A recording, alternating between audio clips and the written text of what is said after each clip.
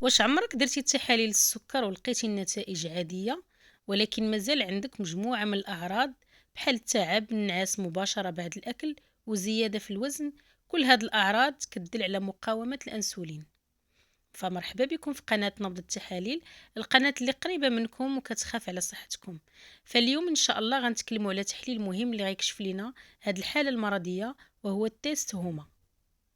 مقاومة الأنسولين هي حالة كيولي فيها الجسم ما كيتجاوبش مزيان مع هرمون الأنسولين.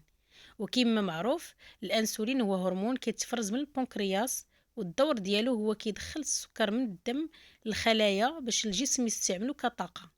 ولكن ملي كتوقع مقاومة الأنسولين، الخلايا ما كتستقبلش هذا السكر بسهولة، وكيضطر البنكرياس يفرز كمية أكبر من الأنسولين باش يحافظ على مستوى السكر في الدم العادي. المشكل هو أن هذه الحالة في البداية ما كتبانش في تحاليل السكر العادية. يعني ممكن السكر يكون طبيعي، ولكن الجسم ديالك كيعاني من مقاومة الأنسولين بدون ما تحس. وهنا كيجي الدور ديال تحليل التيست هما، اللي كتعتبر من المؤشرات المهمة اللي كيعطيو فكرة على حساسية الجسم للأنسولين. هذا التحليل ماشي تحليل مباشر بوحدو، ولكن هو حساب كيتم انطلاقا من جوج تحاليل. اولا قياس السكر في الصيام، وثانيا قياس الانسولين في الصيام. من بعد كيتحتسب مؤشر خاص كيتعرف باسم هوما اي ار، يبين لنا واش الجسم كيتعامل مع الانسولين بشكل طبيعي ولا كاينه مقاومه.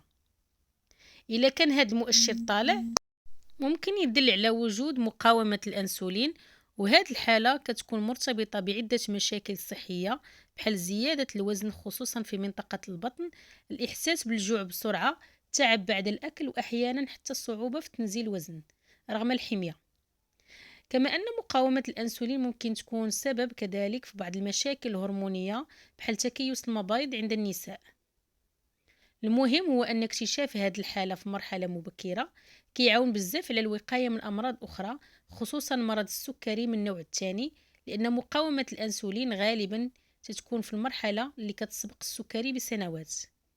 يعني إلا عرفناها بكري نقدروا نغيروا نمط الحياة ديالنا ونتفاداو مضاعفات مستقبلية.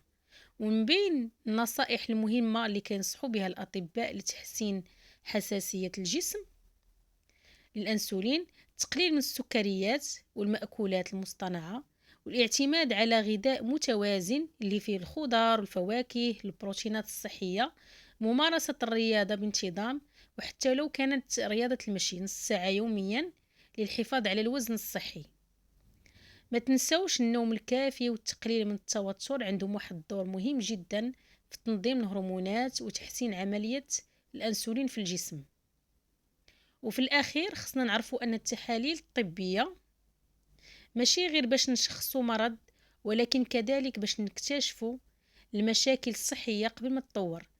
وتحليل التسهمة أو مقاومة الأنسولين كيعتبر من التحاليل المفيدة اللي ممكن تعطي صورة واضحة على صحة التمثيل الغذائي في الجسم، خصوصا الناس اللي عندهم زيادة في الوزن أو عندهم تاريخ عائلي مع مرض السكري.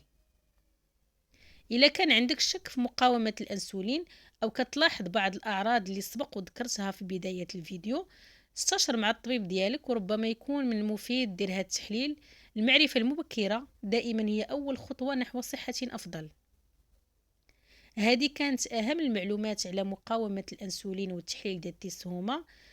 تذكروا دائما أن التحاليل الطبية مهمة لمعرفة صحتكم. فإذا عجبكم الفيديو ما تنسوش ديروا لايك والاشتراك في القناة باش يوصلكم جديد على تحاليل الدم ونصائح غذائية وصحة يومية. وما تنسوش كذلك أنكم تشاركوا هذه الحلقة مع الناس اللي عندهم مشكل في مقاومة الأنسولين. إلى اللقاء.